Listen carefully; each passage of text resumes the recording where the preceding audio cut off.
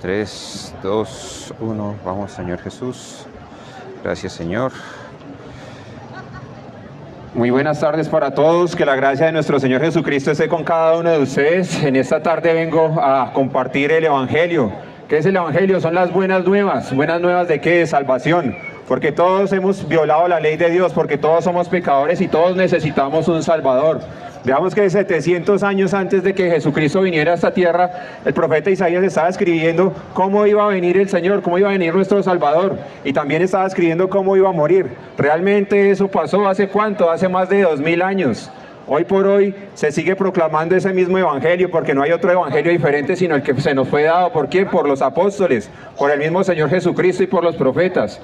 ¿Qué necesitamos nosotros hoy? Un Salvador, y ese Salvador ha sido proclamado desde hace mucho tiempo. En el tiempo del Antiguo Testamento todos los profetas proclamaron de que iba a venir un Salvador, ¿sí?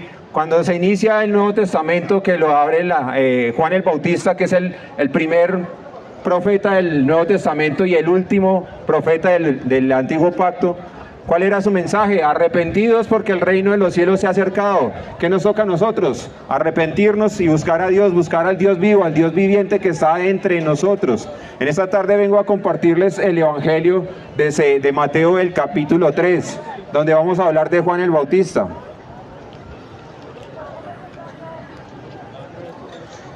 En esos días Juan el Bautista llegó al desierto de Judea y comenzó a predicar. Su mensaje era el siguiente: arrepiéntanse de sus pecados y vuelvan a Dios, porque el reino del cielo está cerca. El profeta Isaías se refería a Juan cuando dijo: es una voz que clama en el desierto, preparen el camino para la venida del Señor, ábranle camino.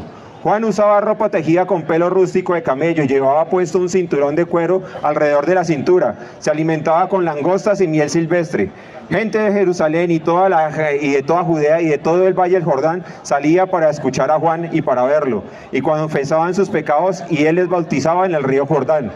Cuando Juan vio que muchos fariseos y saduceos venían a mirarlo a bautizar, los enfrentó. Les dijo: camada de víboras, exclamó, ¿quién les advirtió que huyeran de la ira que se acerca? Demuestren con su forma de vivir que se han arrepentido de sus pecados y vuelvan a Dios. No se digan simplemente el uno al otro: estamos a salvo porque somos descendientes de Abraham. Eso no significa nada. Por eso les digo que Dios mismo puede crear hijos de Abraham de estas piedras. Ahora mismo el hacha del juicio de Dios está lista para cortar las raíces de los árboles. Sí, así es, todo árbol que no produzca buenos frutos será cortado y arrojado al fuego. Yo bautizo con agua y los que se arrepienten de sus pecados y vuelven a Dios, pero pronto viene alguien que es superior a mí, tan superior que ni siquiera soy digno de ser su esclavo, de llevarle sus sandalias. Él los bautizará en el Espíritu Santo y con fuego.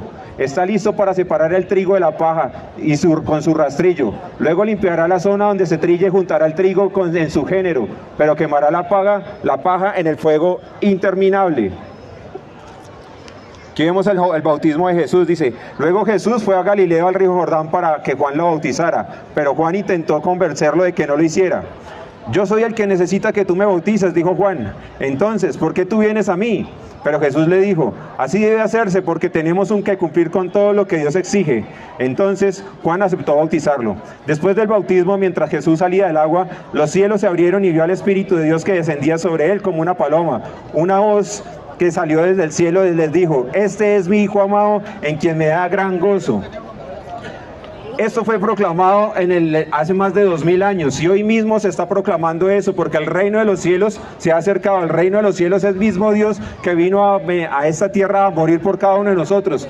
¿Y por qué era necesario que Él muriera? Porque todos estamos muertos en delitos y pecados, como lo dice la Biblia, ¿sí? Porque no hay ni uno bueno, ni siquiera uno, por cuanto todos se desviaron, todos están destituidos de la gloria de Dios. Por eso necesitamos un Salvador.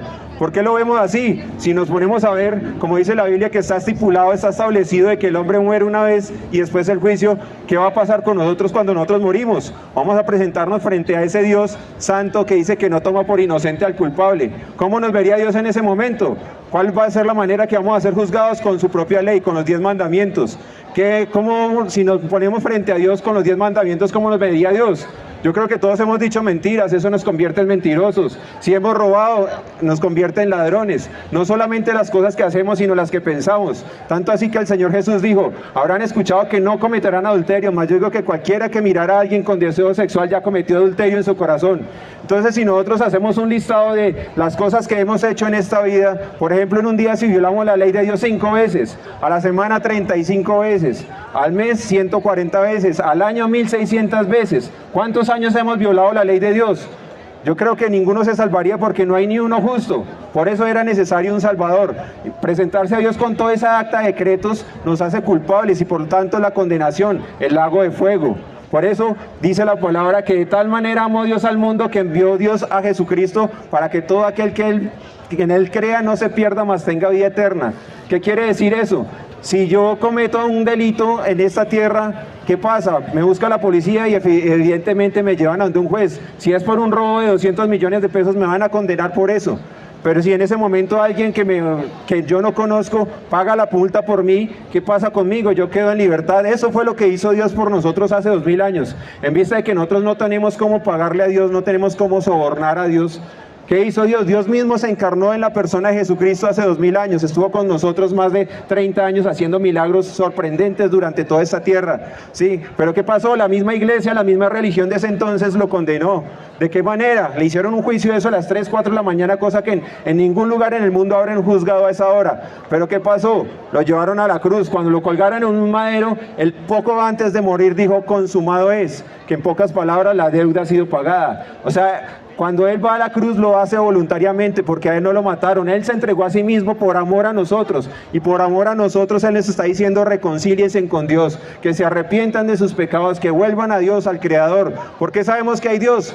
Porque es evidente que hay un Dios. No puedo decir que esa catedral se hizo sola. Esa catedral tuvo un constructor, ¿sí? Lo mismo que todo lo que ustedes ven a su alrededor, hubo constructores. Asimismo la creación muestra que hay un creador. Ese creador es Dios mismo, que por medio de Jesucristo hizo todas las cosas. Ese mismo creador está diciéndole a cada uno que se arrepientan de sus pecados y que vuelvan a Él, que cambien su manera de vivir, que le pidan perdón. Cuando nosotros hacemos eso, ¿qué pasa? Dios mismo coge la sangre de Jesucristo y aunque nosotros somos culpables por todos esos delitos, quedamos en libertad.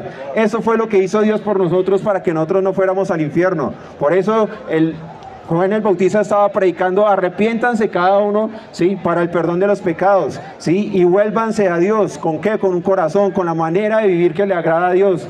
Pero ¿qué hacemos nosotros? Con que ese mal está en nosotros, que aunque queramos hacer lo bueno no lo hacemos. Dios mismo dio a su Espíritu Santo para que nosotros podamos ser capacitados para hacer las cosas que Dios puede hacer a través de nuestras vidas. Por eso hoy pidámosle perdón al Señor por todos nuestros pecados, volvamos a Él con un corazón sincero. Y vean que Juan bautizaba, y bautizaba era personas adultas, personas que conocían, que entendían que habían violado la ley de Dios, que necesitaban de un Salvador. Hoy, si usted está escuchando este mensaje, hoy es el día de salvación.